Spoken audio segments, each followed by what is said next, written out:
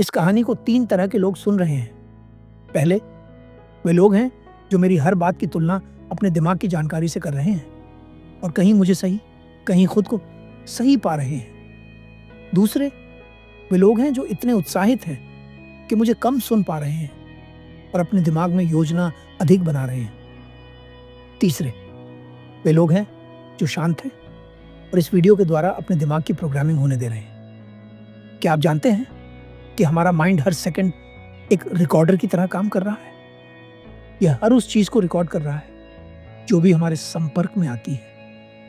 हमारा दिमाग एक कंप्यूटर की तरह होता है जो पहले से प्रोग्राम है और अभी भी प्रोग्राम हो रहा है। इस प्रोग्रामिंग को रोकने का कोई तरीका नहीं है। तो जब दिमाग में कुछ भेजना ही है तो क्यों ना कुछ अच्छा भेजा जाए।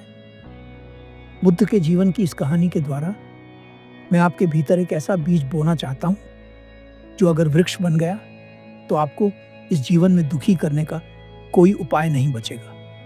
एक बार गौतम बुद्ध एक गांव से गुजर रहे थे। उस गांव के लोग बुद्ध को देखकर उनसे विनती करते हैं कि बुद्ध उन्हें कुछ ध्यान की बातें बताएं। गांव वालों की बात मानकर बुद्ध गांव वालों से कहते हैं, मैं अगले 3 दिन आपके गांव में प्रवचन देने के लिए आऊंगा।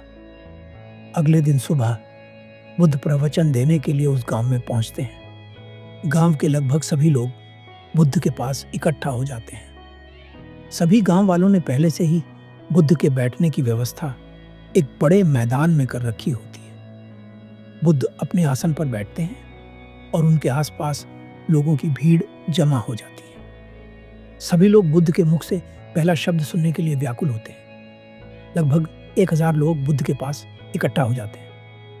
बुद्ध कुछ क्षण गांव वालों के पास बैठते हैं और फिर बिना कुछ बोले वहां से चले जाते हैं। इस घटना को देखकर गांव के सभी लोग बहुत अचंभित और निराश होते हैं। लोग सोचते हैं बुद्ध हमारे गांव में आए और बिना कुछ बोले ही चले गए। अगले दिन फिर बुद्ध सुबह सुबह प्रवचन देने के लिए उस गांव में पहुंचते हैं। इस बार गांव वालों की संख्या घट जाती है। केवल 400-500 लोग ही प्रवचन सभा में आते हैं।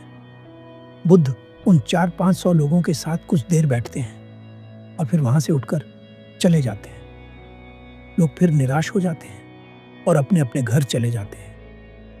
अगले दिन सुबह बुद्ध फिर उस गांव में अपने एक भिक्षुक के साथ पहुंचते हैं। इस बार लोगों की संख्या और घट जाती है। केवल 40 से 50 लोग ही रह जाते हैं। बुद्ध कुछ देर उन 40-50 लोगों के साथ बैठते हैं और फिर उठकर जाने लगते हैं। इस बार गांव का एक व्यक्ति बुद्ध के भिक्षुक से पूछता है, भंते, मैं पिछले 3 दिन से यहां बुद्ध को सुनने आ रहा हूं, लेकिन बुद्ध कुछ बोलते ही नहीं।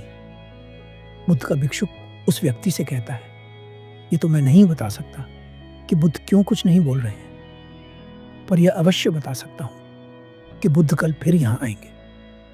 इतना कहकर बुद्ध का भिक्षुक भी वहां से चला जाता है।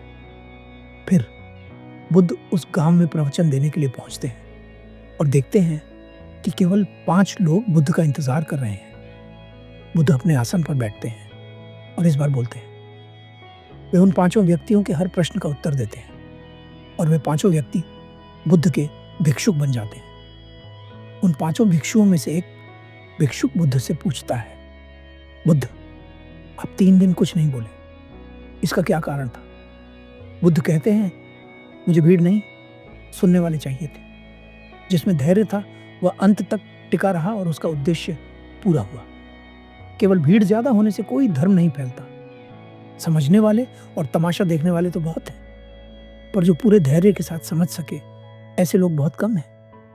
जीवन में जो यह एक कला सीख जाता है उसे दुखी करने का कोई उपाय नहीं। चाहे आप कुछ भी करना चाहते हैं, अगर उसे करने के लिए आपके पास पर्याप्त धैर्य है तो आपकी सफलता निश्चित है। जिस प्रकार भीतर की दुनिया को समझने के लिए धैर्य की आवश्यकता होती है, उसी प्रकार बाहर की दुनिया को समझने के लिए भी धैर्य की आवश्यकता होती है। धैर्य का अर्थ कुछ न करना नहीं होता। धैर्य का अर्थ होता है किसी भी काम को पूरे होश के साथ करना। जब आप किसी भी स्थिति को पूरे होश के साथ देखते हैं, तब आप धैर्यवान होते हैं।